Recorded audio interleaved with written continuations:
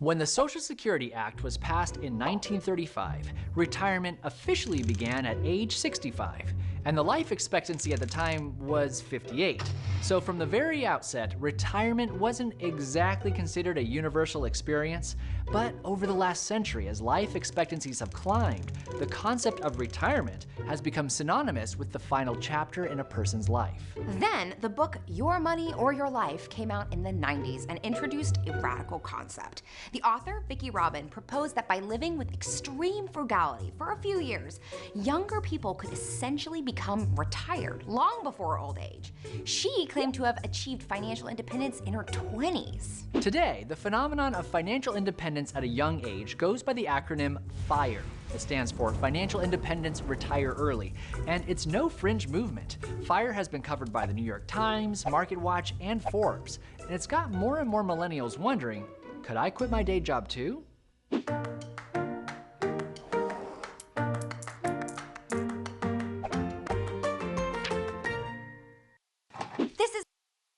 Totally agreed. I think this is something that definitely interests me. I've certainly heard of the FIRE movement before. It's definitely an enticing opportunity that exists, and definitely curious to see what they're going to say on this topic. But this might be a form of kind of get rich quick to some extent, or at a minimum, something that's just not realistic for most people. But it is an alluring idea and concept where imagine retiring drastically early. Like right now, standard retirement is like 65 to 67. Even retiring at like 60, for instance, can be considered early retirement. Anybody who has the ability and is able to retire at 60 would definitely consider themselves retiring early. It's not something that everybody is able to do, and technically they don't necessarily get all of their benefits at that time. And so they must be in a pretty good spot financially to even retire before 65, relatively speaking. And so even discussing something like at 55 or 50 or 45 or 40, for instance, are drastically early years. And so this is where retiring all the way into your 30s is something that is taking it to a whole new scale. Again, because most people, I would assume at this point, I think majority of folks try to go to college in America. And so most of them are probably not getting out of college until they're like early 20s from an undergraduate degree. And so retiring in your 30s means that you're probably working a decade, maybe a decade and a half, compared to folks who are standardly supposed to retire in their mid 60s. And so that would be like 4 decades. So that's a drastically reduced timeline. And so I'm curious to see what they'll say here on how possible it really is to do. It isn't about dropping out of society or living in a cave, necessarily. FIRE practitioners work extremely hard while living far below their means for years to amass enough savings to leave the workforce. And it doesn't mean you'll spend your newfound freedom just hanging out in bowling alleys like Jeff Lebowski. Many people who manage to retire early continue to work, but only on projects they're passionate about. But the question remains, is it possible to achieve through savings alone? Pete Adeney, aka Mr. Money Mustache, no relation, might be considered the modern FIRE movement's founding father. Adeney was working as a software engineer while living dramatically below his means during his 20s. He took his savings and paid off debt and invested it in stock index funds. By 2005 and in his early 30s, Adeney and his wife had amassed around $600,000 and a paid-for home. He calculated he had enough to leave the workforce permanently. Adeney suggests that early retirement is possible through 3 fundamental concepts: frugality, investing, and the 4% rule of withdrawals. Let's face it, unless you luck into a large windfall of cash, you'll have to save up a serious nest egg to retire. And the simplest way to do that is to slash your lifestyle. Normally, financial advisors suggest a 10 to 15% savings rate to retire at a normal age of 65 or so. Want to retire ahead of schedule? Then you'll have to level that up. Most early retirees adopt a 50 to 75% savings rate or more. It's not uncommon for them to cut restaurants and bars, buy cheap cars, bike to work, make do with a smaller house, and avoid luxuries like gyms, fancy vacations, and expensive hobbies. Simply stashing cash into a bank account is a good start, But the FIRE proponents rely on the power of the markets to boost their savings rates. Assuming you saved your money into a general stock market index fund, you might expect a 7 to 10% rate of return based on historical averages. Any experienced investor will tell you that year-to-year returns swing wildly, maybe even crash. So that's where the third rule comes in. A 1998 study by Trinity University concluded that a 4% annual withdrawal rate of your money in retirement should allow you to never outlive your money, even in a bad economy. This means that even with the dramatic ups and downs of the stock and bond market, as long as your yearly expenses stay below 4% of your total savings, you should be able to live off them for, well, theoretically forever. So one caveat here, I think the 4% rule has some nuances to it that they didn't seem to explicitly cover. Maybe they will shortly. But one of them was the study was done assuming that the individual had at least $1 by the time that they were expected to pass away. And so this isn't necessarily saying that somebody who retires early can execute on and be able to progress in. And so this is where that was assuming a standard retirement of like 20 to 30 years, maybe, not a retirement of like 30, 40, 50 years. And so that rule doesn't necessarily apply in this case, but it is generally referenced as the rule of thumb for general retirements and is usually used as a point of reference for folks who retire early. The other caveat that I would add here is I believe the 4% rule was designated as 4% of your savings the moment you retire, and that can be adjusted for inflation, but not the other way around. So the difference there for explanation would be, let's go with a somewhat simple example. Let's say like $1 million, that would be about $40,000 a year for 4%. Because the market increases by 10%-ish a year, the second year of your retirement,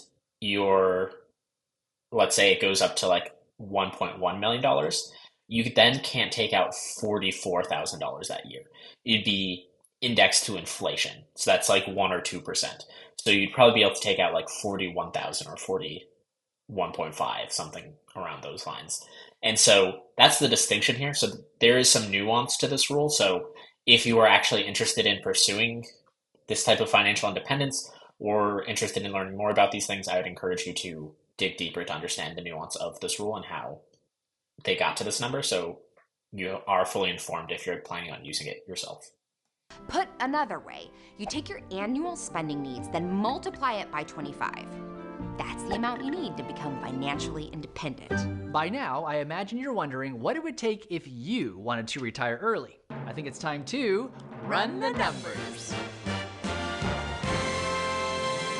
Let's imagine you have a household income of $85,000, but you live way below your means and only need $35,000 a year to be happy. According to our rule of 4%, you'll need $875,000 in the bank in order to be financially independent. Through extreme thrift and aggressive cost cutting, you're able to save $50,000 a year, which comes to 59% of your annual income. At that rate of savings, and assuming your stock index funds got an average return of 7%, you'll have hit your goal in 12 years. A good income, frugal living, and compound interest are a powerful wealth-building combination. So one thing to note, I don't think they specifically explained why they use 7% here.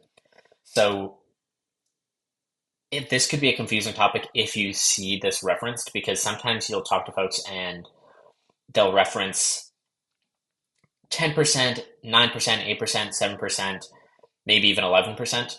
And so at least to add some clarity into some of this rate of return that they're referencing. So I think depending on how long of a window that you're looking at for like the S&P 500 or the general market, I believe it averages about 10 to 11% annually. But the reason why many folks drop that number down to like 7 or 8% is because that number includes inflation. And so inflation is about 2 to 3% a year. And so I think if you were to check inflation right now for like 2024, because we had such high inflation over the last couple of years, it's 3-ish% or a little over 3. Historically, like if you look back like 30, 40 years, it's closer to 2. And so this is where that fluctuates. So generally speaking, worth noting, when you're seeing somebody reference 10%, they generally mean including inflation. And when they reference like 7 or 8%, it's because they're trying to exclude inflation. And the reason why they did that in this example is because they want to compare kind of today's dollars. And so that's basically what that does. If you remove 2 to 3% from your expected rate of return, then you're effectively comparing today's dollar value and using that for reference. And so that's why they did it, is that they're basically discounting inflation as you progress in order to get to your final number. So hopefully that'll help clarify things a little bit. And again, the reason why you wouldn't necessarily want to use 10% is because that includes inflation. And so you would technically be like losing value or buying power over that time.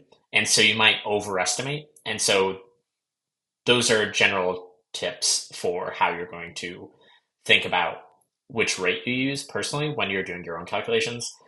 10% when you're thinking about including inflation, just if you want to understand like what number that will hit, but generally not as useful when you're trying to figure out buying power for examples like this for retirement purposes. Using like 7 or 8% is generally more useful to you, because then you know this dollar in like 2035 or 2045 can generally be compared more closely to a dollar today, and that you know your spending habits will be able to be maintained in that timeline.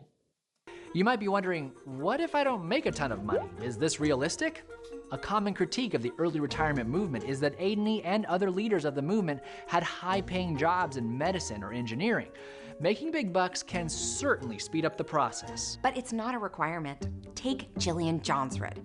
She began working towards financial independence at age 19. Her husband served in the armed forces, and she worked in customer service and sales. Over the next 13 years, they made an average household income of $60,000, with no year over 6 figures. And by 32, Jillian had saved enough to be completely financially independent, all while raising adopted and biological children and climbing out of $52,000 of debt. She uses her freed up time to travel the country, write, and raise her children. Today, she does some work as a writer and coach, but it's on her terms. If you think that early retirement is all about lounging around and avoiding work, you've missed the point. Instead, it's about taking an active step to replace a job you hate with work you love. And often, finances are the biggest hurdle.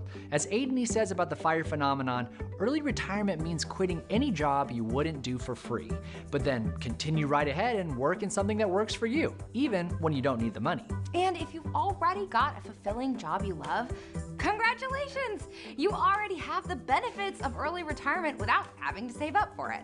So whether or not you want to sprint toward early retirement, the mindset of reducing your lifestyle, living simpler, and building a more rewarding work life is something we should all be aiming for.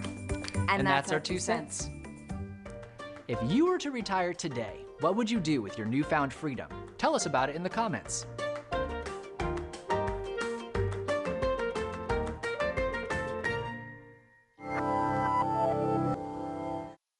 Well, thank you for watching. If you liked what you saw, please hit like or subscribe. I'll see you around.